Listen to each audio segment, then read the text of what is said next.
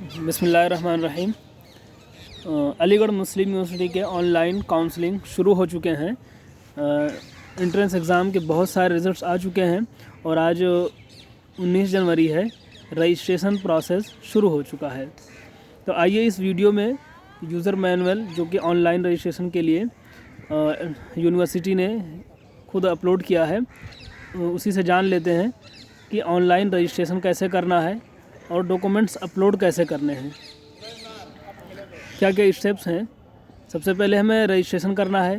Basically एक online counselling portal पे हमें रजिस्ट्रेशन करना है और उसके बाद लॉगिन करके डॉक्यूमेंट्स अपलोड करने हैं। तो इसके लिए सबसे पहले हमें अलीगढ़ मुस्लिम यूनिवर्सिटी के कंट्रोलर एग्ज़ाम पोर्टल को ऑनलाइन ओपन करना है www.amucontrollersexams.com। इसको अगर हम ओपन करेंगे तो उसके बाद जो एडमिशन सेक्शन आएगा वहाँ पे आपको फर्स्ट जो ऑनलाइन काउंसलिंग का बार दिखेगा, उस पर क्लिक करेंगे। क्लिक करने के बाद कुछ इस तरह से इंटरफेस खुलकर सामने आएगा, ये अलीगढ़ मुस्लिम यूनिवर्सिटी साइन इन।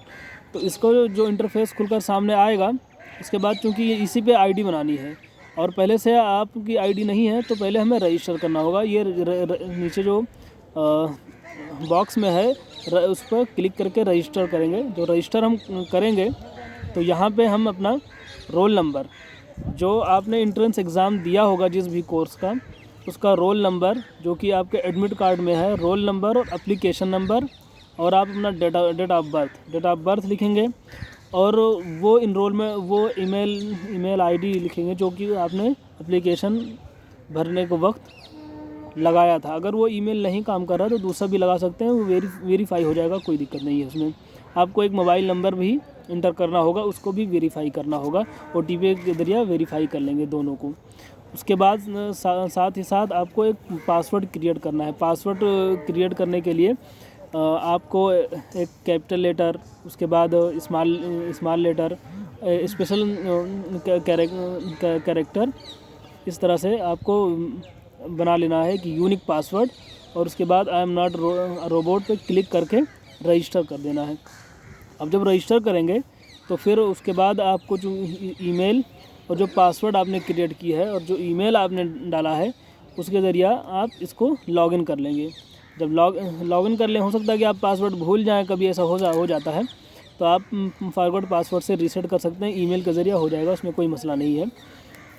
जब आप लॉगिन करेंगे तो इस तरह से कुछ इंटरफेस खुलकर सामने आएगा। ये चूँकि लैपटॉप पे किया गया है, इसलिए ये जो डमी स्टूडेंट, यहाँ आपका नाम आ जाएगा, जिसका भी होगा उसका नाम आ जाएगा स्टूडेंट का। और मोबाइल में जब खुलेगा तो ये चीज़ जो होगी ये राइट कॉर्नर पे होगा, ऊपर कॉर्नर पे होगा, वो एक फेस बना होगा। उसमें वो एक फेस बना होगा, उस पर जब आप क्लिक करेंगे तो आपका नाम शो करेगा, उसके लिए कोई मसला नहीं है। और मोबाइल में ये सिर्फ अपलोड डॉक्यूमेंट्स जो हैं, ये इंटरफेस सिर्फ दिखाई देगा। तो आपको अब जो भी डॉक्यूमेंट्स अपलोड करना है उसमें सेलेक्ट टाइप पे कर लेंगे। तो उसमें मैं आपको दिखा दे रहा हूँ। जब सेलेक्ट टाइप पे आप करेंगे तो कुछ इस तरह से दिखेगा कि फ़ोटो, सिग्नेचर, हाई स्कूल और इक्विवेलेंट। जो तो आपको सबसे पहले फ़ोटो अपलोड करना है। फ़ोटो पे आप क्लिक करना है।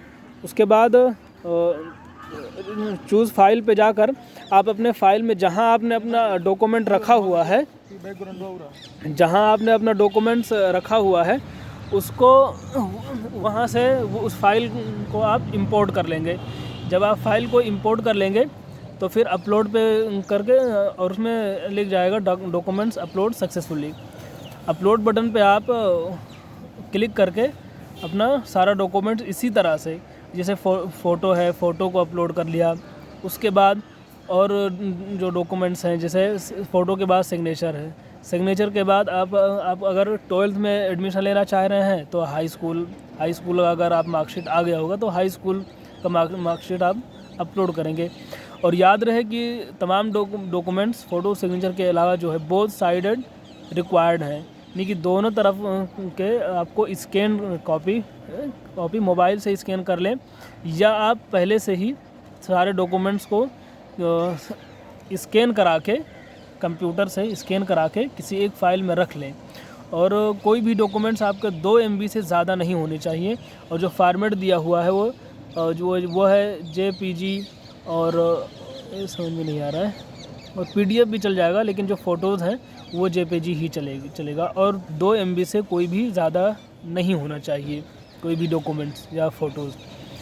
तो इस तरह से आप अगर 12th में आपको एडमिशन लेना है तो आपको हाई स्कूल का मार्कशीट दोनों साइड का अपलोड कर देना है।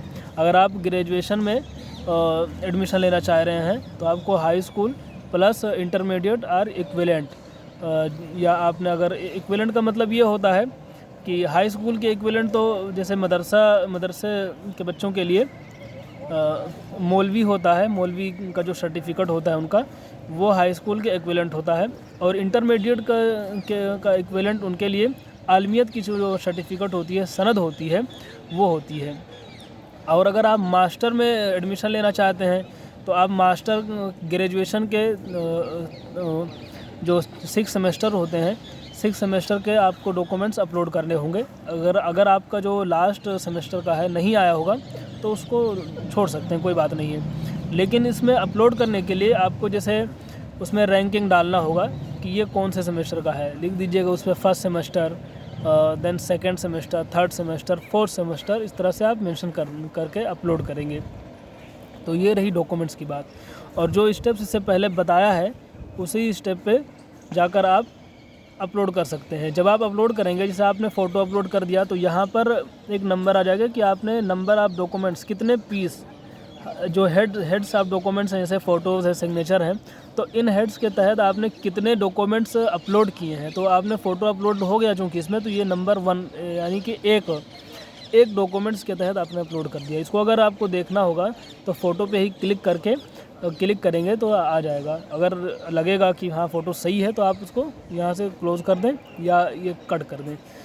लेकिन अगर आपको ऐसा लग रहा है कि नहीं, कोई हमें दूसरा अपलोड करना चाहिए, ये विजिबल नहीं है, ये साफ़ नहीं दिखाई दे रहा है, तो यहाँ से जो रेड मार्क है वहाँ से डिलीट कर सकते हैं आप। तो आपको दोबारा अपलोड करना होगा। जब आपके सारे डॉक्यूमेंट्स अपलोड हो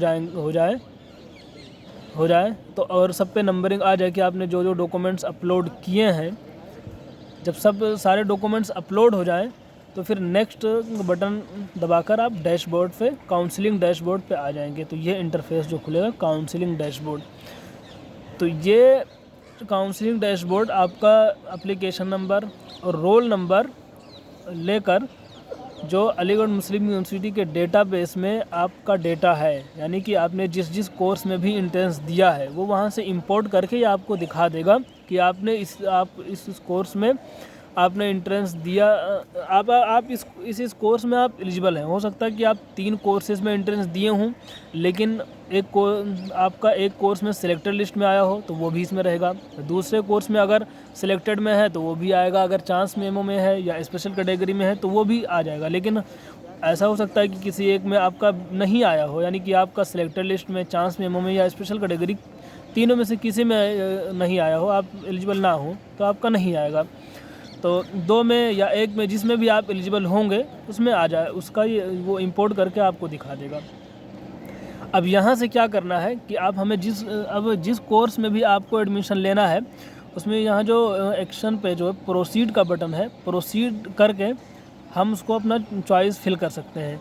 जैसे हम प्रोसीड बटन पर क्लिक करेंगे तो इस तरह से पॉपअप काउंसलिंग करके your name also appear in nomination list in special category वगैरह। अगर आप स्पेशल कैटेगरी के होंगे, जैसे बहुत सारी कोटाज और कैटेगरी हैं जिसके तहत एडमिशन होते हैं, अगर उसके अकॉर्डिंग आपको एडमिशन लेना है, ये जैसे आप OBC हैं, अगर आपको लग रहा है कि नहीं उसमें हमारी रैंक अच्छी बन सकती है, या आप चाइल्ड ऑफ एम्प्लॉई हैं या चाइल्ड ऑफ एलुमनाई हैं, तो इस तरह से अगर आप ये सोचें कि आपकी जो सीट है या आपकी जो रैंक है उसमें इम्प्रूव हो सकती है कैटेगरी में, तो आप ओके बटन दबाकर कैटेगरी में प्रोसीड कर सकते हैं, यानी आप स्पेशल कैटेगरी के अंडर में एडमिशन ले रहे हैं। और अगर आपको ऐसा नहीं लग रहा है कि नहीं, आपको लग रहा है कि जनरल में आपका एडमिशन हो जाएगा, आप जिस कोर्स के लिए ख्वाहिशमंद हैं, तो आप यहाँ कैंसिल कर दीजिए और आगे बढ़ जाइए। जब आप कैंसिल करेंगे, और बीच में एक चीज़ और बता दूं कि जब अगर आप कैटेगरी में ले रहे हैं तो आपके लिए ये स्पेशल कैटेगरी के जो डॉक्यूमेंट्स है उसको अपलोड करना ज़रूरी होगा। और अगर आप जनरल में ले रहे हैं तो कोई बात नहीं है, आगे बढ़ जाएं। प्रोसीड जब आप करेंगे तो प्रोसीड करने पे जो चॉइस फिलिंग इसमें लिखा होगा, filling and giving preference. Choice filling जैसे आप ग्रेजुएशन, जैसे आप अगर इंटर में ले रहे हैं, 11th में ले रहे हैं, तो चॉइस फिलिंग ये होगा कि आप किस में जाना चाहते हैं। आप अगर साइंस से हैं तो आप साइंस लेंगे या मैथ लेंगे, आप बायोलॉजी लेंगे या मैथ फिज़िक्स केमिस्ट्री लेंगे, ये है। और उसके बाद ये है कि अगर आपने या आपको कॉमर्स लेना है, कॉमर्स का हालांकि अलग एंट्रेंस ही होता है, दोनों का अलग अलग एंट्रेंस होते हैं साइंस और कॉमर्स के। तो साइंस में अगर आपको क्या लेना है, मैथ्स लेना है या बायोलॉजी लेना है, ये आपको चॉइस फिल करना होगा और प्रेफरेंस ऑर्डर में लगाना होगा। फर्स्ट प्रेफरेंस, ये जो ऑर्डर प्रेफरेंस है इसमें ड्रैग करके, अगर आपको मैथ लेना है तो उसको ड्रैग करके ऊपर ले जाना होगा, या एरो की मदद से या उंगली से प्रेस करके आपको ड्रैग करके उसको ऊपर कर देना होगा। और सेकंड पे आपको बायोलॉजी कर देनी होगी। और अगर आपको बायोलॉजी लेना होगा तो इस तरह से देख लेना होगा कि कौन सा हमें प्रेफरेंस लेना है, उसको ड्रैग करके ऊपर ले जाना होगा। और इसी तरह से अगर आप ग्रेजुएशन में एडमिशन ले रहे हैं तो ग्रेजुएशन में जैसे कि एक कॉमन टेस्ट होता है बीए के लिए, तो बीए में आप किस में ये कोई अलीगढ़ में ये होता है कि बीए के लिए एक एप्लीकेशन, जनरल एप्लीकेशन होती है। अब रैंक के तहत सीटें अलॉट कर दी जाती हैं।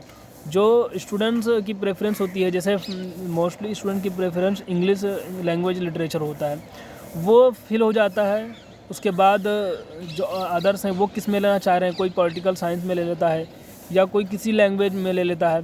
तो इस तरह से जो एक सीक्वेंस वाइज जो सीटें फिल हो जाती हैं कोर्सेज़ की, तो उसमें आपको प्रेफरेंस डालनी होगी कि आप किस में जाना चाह रहे हैं। आप अगर आपको मान लीजिए आपको अरबिक में लेना है और आपकी अगर रैंक अच्छी है तो आप फर्स्ट अरबिक डाल दें। सेकंड, अगर आपको उर्दू, ये सोच रहे हो कि अगर हमारा अरबिक में ना हुआ तो हमारा उर्दू में हो जाए, तो आप उर्दू सेकंड प्रेफरेंस आप उर्दू चूज़ कर सकते हैं।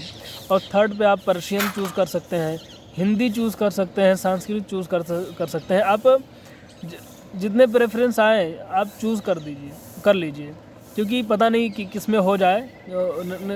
एग्जैक्ट तो किसी को नहीं पता होता है, चांसेस होते हैं वो पता होता है, लेकिन एग्जैक्ट किसी को पता नहीं होता है। तो इस तरह से प्रेफरेंस चूज़ करने में बहुत ध्यान रखिएगा, क्योंकि ये जब तक रजिस्ट्रेशन का टाइम है तब तक तो ये चेंज हो सकते हैं। आपकी जो चॉइस है बदली जा सकती है, चेंज हो सकती है। लेकिन जब इसकी डेट ख़त्म हो जाएगी और वेरिफिकेशन स्लॉट में आपने देखा होगा कि वेरिफिकेशन कब से शुरू हो रही है, वेरिफिकेशन जब शुरू हो जाएगा तो ये आप चॉइस चेंज नहीं कर सकते आप। फिर वो ऑटोमेटिक आपका स्टेटस, जो एक्शन स्टेटस दिखाएगा वो सबमिटेड दिखाएगा, आप चेंज नहीं कर सकते हैं। तो प्रेफरेंस अगर आपको अरबिक चाहिए होगी तो पहले अरबिक ले लीजिए, उसके बाद उर्दू कर दीजिए, हिंदी कर दीजिए, संस्कृत कर दीजिए, जो भी कर दीजिए। इसे एरो की मदद से, यहाँ जो एरो बना हुआ है सामने, या उंगली के ज़रिए प्रेस करके ड्रैग करके, अगर कंप्यूटर पे कर रहे हैं तो आप माउस के ज़रिए क्लिक करके ड्रैग करके अप डाउन कर सकते हैं इसको। उसके बाद जब आप चॉइस फिल कर देंगे तो इसमें एक और चीज़ आपसे पूछेगा, जो रेड बॉक्स में है उसमें पूछ रहा है whether you want to consider yourself for upgradation, कि क्या आप ये चाहते हैं कि आपकी जो सीट है, आपका जो सीट पे एडमिशन हुआ वो अपग्रेड हो जाए। अगर जैसे ये होता है कि अगर आप अरबिक में लेना चाह रहे थे लेकिन आपको अरबिक में सीट ना होने की वजह से उर्दू मिल गया, तो आपसे ये पूछ रहा है क्या अगर अरबिक में कोई शख्स छोड़ देता है, एडमिशन कैंसिल कर देता है कोई कैंडिडेट, तो उस सीट पे आपका मतलब ऑटोमेटिक अपग्रेड आप चाहते हैं। इसमें यह है कि अगर आपने ये एस कर दिया है तो आपका जो फर्स्ट प्रेफरेंस है उसमें अगर सीट खाली है तो वो आपको मिल जाएगा। और ऐसा नहीं है कि आप बाद में ये क्लेम करें कि नहीं उर्दू ही अच्छा था, अब उर्दू में मेरा हो गया था तो अब मैं नहीं जाऊंगा। ये लास्ट ईयर तो ऐसा हो जाता था, उसकी वजह ये थी कि हम जाके अब कंट्रोलर में एप्लीकेशन दे देते थे, तो इस तरह से हो जाता। लेकिन इस बार ऑनलाइन है, इस बार ऐसा नहीं होगा। अगर आपने यस पे क्लिक कर दिया है तो ऑटोमेटिक आपका अपग्रेड हो जाएगा, यानी कि जो आपकी प्रेफरेंस वाइज जो है उसी की तरह अपग्रेड होता रहेगा। ऐसा है, और ऐसा बिल्कुल नहीं है कि जैसे आपने आपकी 3 प्रेफरेंस आपने ली हों, जैसे चूज़ किया हो, जैसे अरबिक है, उर्दू है, पर्शियन है, तो हिंदी या संस्कृत में दे दें, ऐसा नहीं है, ऐसा बिल्कुल नहीं है। उसके बाद जो है आपको जब इसको सबमिट कर देंगे तो आपको एक अंडरटेकन का कॉलम आएगा, उसको भी आपको सेव करना होगा। अंडरटेकन ये होगा कि आपने जो डॉक्यूमेंट्स अपलोड की हैं उसके लिए आप लायबल होंगे, आप ज़िम्मेदार होंगे कि ये डॉक्यूमेंट्स मुकम्मल तौर पर सही हैं, इसमें कोई टेम्परिंग नहीं की गई है, कोई छेड़छाड़ नहीं किया गया है, इसके ज़िम्मेदार आप होंगे। आप इसकी ज़िम्मेदारी ले रहे हैं अंडरटेकन के तहत। उसके बाद जब ये हो जाएगा और आप सेव कर देंगे, सबमिट कर देंगे, जब आप सबमिट कर देंगे तो फिर ये आपका काम ख़त्म हो गया। यहाँ पे डॉक्यूमेंट्स अपलोड करने का या चॉइस फिलिंग का आपका काम यहाँ पर ख़त्म हो जाता है। उसके बाद जब वेरिफिकेशन की डेट आएगी तो जो डॉक्यूमेंट्स आपने अपलोड किया है तो ऑनलाइन वेरीफाइंग ऑफिसर जो होगा वो उसको वेरीफाई करेगा कि आपने जो डॉक्यूमेंट्स रिक्वायर्ड थे मतलूबा डॉक्यूमेंट आपने अपलोड किया है या नहीं, और अपलोड किया है तो उसकी क्वालिटी क्या है, ये सही है या नहीं, वो अपने तौर से भी वेरीफाई करेंगे अपने सोर्सेज से, जैसे भी होगा। और अगर आपके डॉक्यूमेंट्स सही होंगे तो आप एलिजिबल होंगे एडमिशन के, यानी कि आप इस लायक हैं कि आपका एडमिशन, आपके डॉक्यूमेंट्स काबिल एतमाद हैं और आपका एडमिशन हो जाएगा अगर आपकी रैंक अच्छी हुई तो। और अगर आपका डॉक्यूमेंट्स काबिल एतमाद नहीं हुआ या उसमें कोई टेम्परिंग या कुछ इस तरह से लगा उनको कि नहीं ये डॉक्यूमेंट्स ओरिजिनल नहीं हैं, तो ऐसे कैंडिडेट को ऐसे कैंडिडेट को एलिजिबल डिक्लेयर कर दिया जाएगा कि आप मतलब एडमिशन के लायक नहीं है। और ये जो है, जो आईडी आपने शुरू में बनाई है ऑनलाइन काउंसलिंग पोर्टल पे, उसी पर शो कर दिया जाएगा।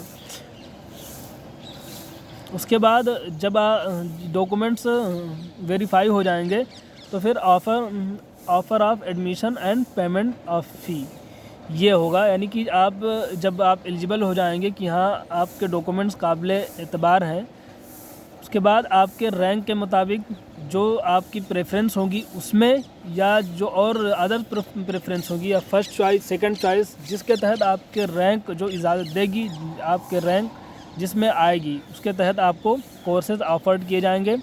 ये मेल पे भी आ जाएगा और ये इस ऑनलाइन पोर्टल पे जो आईडी होगी आपकी उस पर भी आ जाएगा। तो वहाँ पे आपको फिर श्योर करना होगा, यहाँ पे लिखा है। उसके बाद कैंडिडेट आपको एक्सेप्ट करना होगा जो स्पेसिफिक पीरियड या स्पेसिफिक टाइम मिलेगा, 24 घंटा या और जो भी अलॉट करें उसके अंडर में ही आपको अपनी सीट को सिक्योर करना होगा और एक्सेप्ट करना होगा और फीस पेमेंट करना होगा। क्योंकि इसमें लिखा हुआ candidates who do not pay admission fee within the specified period will be treated as candidates who are not interested in taking the concern course of the study. यानी कि अगर आप फ़ीस जमा नहीं करेंगे तो ऐसा समझा जाएगा कि आप इंटरेस्टेड नहीं हैं इस कोर्स में और आपका एडमिशन कैंसिल कर दिया जाएगा। अपग्रेडेशन का जहाँ तक ताल्लुक़ है, जो मैं बता चुका हूँ कि अपग्रेडेशन अगर सीट खाली होगी तो आपकी ऑटोमेटिक अपग्रेडेशन हो जाएगी। जैसे कि मैंने बताया कि किसी भी कोर्स में आपने जो सीक्वेंस चूज़ किए हैं, जो फर्स्ट प्रेफरेंस में अगर आपको नहीं मिल रही है, सेकंड में मिल गई है और बाद में किसी वजह से सीट वैकेंट हो जाती है, सीट खाली हो जाती है, तो फिर उसमें आपकी सीट जो ऑटोमेटिक अपग्रेड कर दी जाएगी। और इसमें एक चीज़ और लिखा हुआ है, फिज़िकल रिपोर्टिंग ऑफ कैंडिडेट्स। तो ये कोई मसला नहीं है, ये जो तमाम चीज़ें हैं, जो सारे प्रोसेस हैं ऑनलाइन के, उसको ख़त्म हो जाने के बाद जो कैंडिडेट्स जिनका जो फ़ी पेमेंट कर दिए होंगे यानी जिनका एडमिशन हो चुका होगा उनको बाद में बुलाया जाएगा। ये क्यों बुलाया जाएगा, इसकी वजह ये है कि जो डॉक्यूमेंट्स आपने ऑनलाइन अपलोड किया है उसको वेरीफाई तो कर लिया जाएगा, लेकिन ओरिजिनल उसका आपके पास है या नहीं उसको देखने के लिए, उसको भी वेरीफाई करने के लिए आपको बुलाया जाएगा, लेकिन इसका टाइम अलग होगा। लेकिन इसमें भी जब आपको बुलाया जाएगा तो आपको आना ये आप मस्ट होगा, क्योंकि अगर आप नहीं आ रहे हैं या आप डॉक्यूमेंट्स ओरिजिनल नहीं ला पा रहे हैं तो भी आपका एडमिशन कैंसिल कर दिया जाएगा। और अगर आपको एडमिशन कैंसिल कराना है विद इन द पीरियड, यानी कि आप फीस जमा कर चुके हैं और आपको एडमिशन कैंसिल कराना है, तो उसमें आपकी की जो आईडी है उसी में एक कॉलम दिया होगा कि आप एग्ज़िट या कैंसिल करा सकते हैं, तो आपका एडमिशन कैंसिल हो जाएगा। और फ़ीस जो रिफ़ंड का, अगर रिफ़ंडेबल होगा फ़ीस तो वो रिफ़ंड कर दिया जाएगा, जैसा कि एडमिशन गाइड में है 2020 और 21 के एडमिशन गाइड जो कि एप्लीकेशन फॉर्म भरते वक्त आप लोगों ने अपलोड किया होगा, उसमें देखिए। उसके तहत ये आपका फ़ीस वापस कर दी जाएगी। उम्मीद करता हूँ कि ये वीडियो का यूज़फुल होगा, और अगर आप कोई अदर क्वेरी होंगी तो आप कमेंट बॉक्स में बता सकते हैं। Thank you very much. वस्सलाम। क्लिपिंग